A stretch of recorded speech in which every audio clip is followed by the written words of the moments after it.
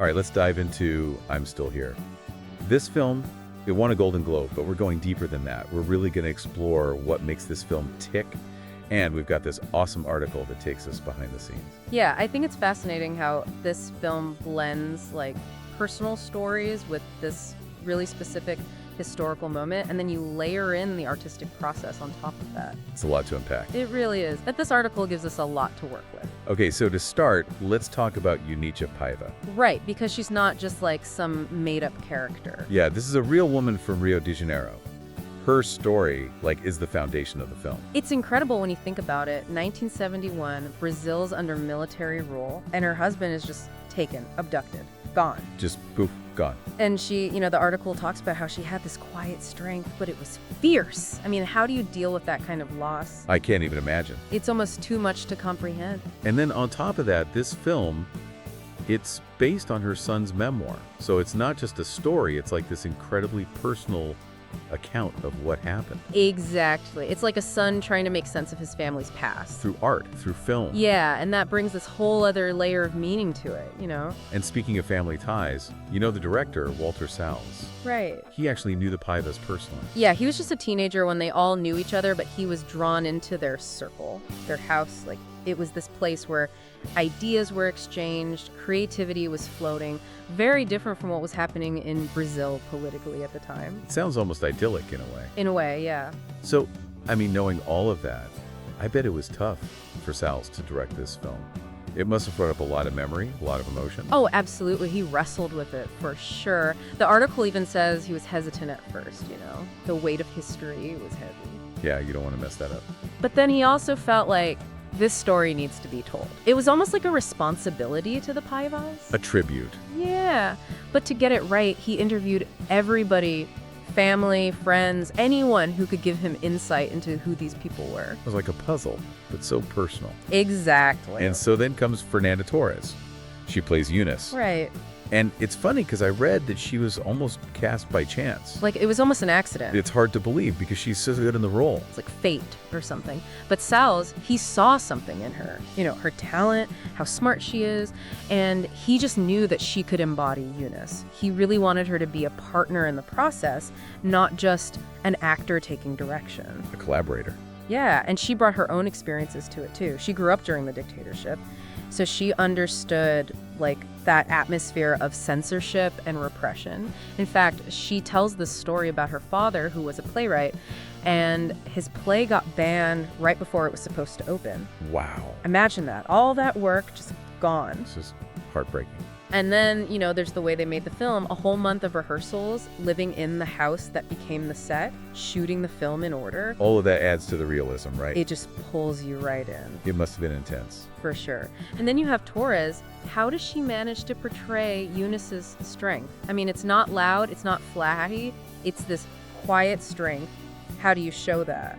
Well, it's interesting because she didn't want to overdo it, over-dramatize Yunice's pain. It was about conveying that inner strength. That endurance. Yeah, not letting the sadness, completely take over. It's not about being emotionless. It's about finding a way to keep going. Exactly.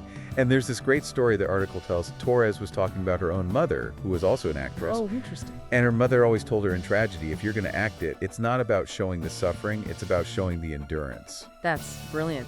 And so subtle, it can make all the difference. Yeah. And it seems like Torres really took that to heart in this role. I mean, beyond all the artistry, did the film connect with people? Did it have the impact they hoped for? Well, this is where it gets really interesting, because I'm Still Here. It was meant to be this tribute to the past, but it became something else, something more. It almost predicted what would come. What do you mean? Well, we're seeing this rise of authoritarianism around the world now, right? It's unsettling. It's scary, honestly. We haven't learned from the past. Yeah. And so I'm Still Here, even though it's set in a specific time and place, it speaks to this universal idea of resisting oppression, no matter what form it takes. That's powerful. And I think that's one of the reasons it hit home so hard for Brazilian audiences. They saw their own history reflected back at them, but it was also like a wake-up call, hey, we can't be silent. It's like art can be this mirror, but it can also be a window, right? Reflecting reality, but also showing us something else. Yeah, something more, something hopeful, maybe. Exactly. And Sell was really smart about it. He doesn't hit you over the head with a message. It's subtle, it's woven into the story, and he trusts the audience to get it. It's like he's inviting you to think for yourself, to be part of the conversation. Yeah, it's not a lecture, it's a shared experience. Right. And it really worked. This film was a phenomenon in Brazil. People were talking about it, debating it. So it wasn't just entertainment, it sparked a dialogue. Yeah, and that's amazing for a film to do. But what was it about the film specifically that resonated with people? Was it the history, the family drama, or something else? I think it was all of it, to be honest. For people who lived through the dictatorship, it brought back memories. Some painful, some maybe they'd tried to forget. And for younger generations. It was a way to connect with their history, to understand what their parents and grandparents went through. So it bridged the gap between generations. Totally. But beyond that, it was just a human story. A family being ripped apart, this woman's love for her husband, holding on to hope when things are so dark. I mean, that's universal. We can all relate to that. And that's where Torres' performance is just, wow. She captures that strength, but also that vulnerability. It's not about big emotions. It's about quiet dignity, refusing to be broken. Like we were talking about before with her mother's advice about tragedy.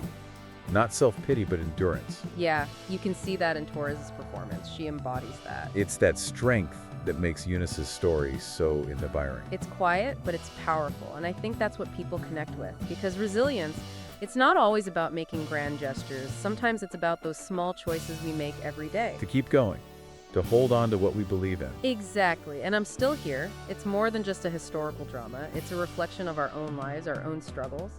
And it's a reminder that we all have that capacity for resilience. It's a really hopeful message, especially in a world that feels so chaotic right now. It's like a reminder that even when things are tough, there's always hope. There's always a way to resist. We can find strength in unexpected places. And it all comes back to Yunice's story, the power of the human spirit. Even when we face incredible challenges, we have a choice. We can choose hope, we can choose to be resilient, we can keep fighting for a better world. It's really inspiring. And it makes me wonder, what would Yunice Paiva think of all this? Of the film, the impact it's had? It's hard to say, but my guess is she would be humbled. Her story has touched so many people. It's gone way beyond her own life. She's become a symbol of resilience. And it all started with a film that dared to tell her story. Wow, this has been quite a journey. We started with a behind-the-scenes look at a film, and now we're talking about history, art, and the human spirit. It's amazing how those things are all connected. Yeah, we've talked about Yunice's strength, Sal's vision, Torres' performance, and how this film has sparked so many conversations. It's incredible. And it really highlights the power of storytelling. How one person's experience can connect with people across cultures and time. It's amazing. It reminds us that even in a world that's so divided, there are still stories that can bring us together. Remind us that we're all human, inspire us to be better. It's true. And what really stands out to me is that I'm Still Here isn't just a film, it's like a catalyst. It started conversations, connected generations, and made people think about what resilience really means. It's become bigger than itself. And that's the power of art, to make us think, to make us feel, to make us question, and ultimately to help us connect with each other. That shared experience is powerful. Yeah. And as we wrap up this part of our deep dive, I'm just in awe of Yunice Paiva, Walter Salles, Fernanda Torres, and everyone who's been touched by this story. It's a reminder that even when things seem impossible, the human spirit is incredible. It can endure and it can thrive. It's a message of hope that we can all carry with us. And if there's one thing I hope our learner takes away from this, it's that resilience isn't about being superhuman. It's about finding that strength to keep going, to keep believing, to keep fighting for what's right, even when it feels impossible. And sometimes it's those small choices we make every day that makes the biggest difference.